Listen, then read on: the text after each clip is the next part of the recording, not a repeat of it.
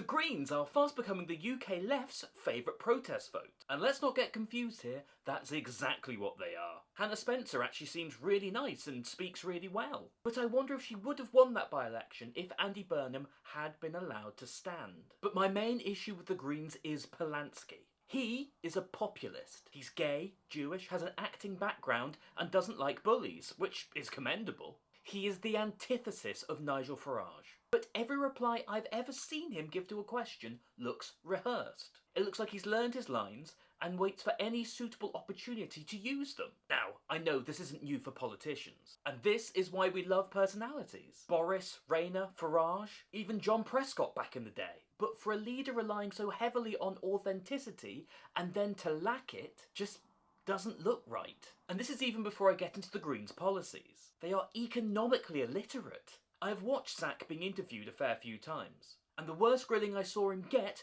was on the rest is politics. He could not answer any question on the economy. And when pushed, he started going on about some economic theory about using quantitative easing to get the country out of its debt. Which as an economic idea is insane, by the way. Inflate the country's currency until we're all paying £10 for a loaf of bread is not a smart way to go.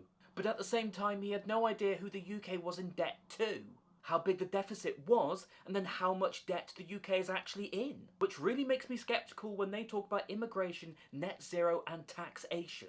But also the fact they don't want to build houses on the Greenbelt, but most of their voters are young people, and we've got a housing shortage. It just has jumbled up thinking. And I know that politics is a mess, and we've never cared less about how qualified somebody is to go into politics. And that there's a general disdain for the two-party system. One I feel as well. But both Nigel Farage and Zak Polanski are not qualified to lead this country. Farage was a city banker, looking after himself as always, and Zak Polanski was an actor trying to hypnotise women into growing their breasts larger. And don't get me wrong, we all have a past. But at least Keir Starmer was the head of public prosecution. Boring bugger that he is. And I'm aware that politics is running out of talented people. But politics cannot just be a popularity contest.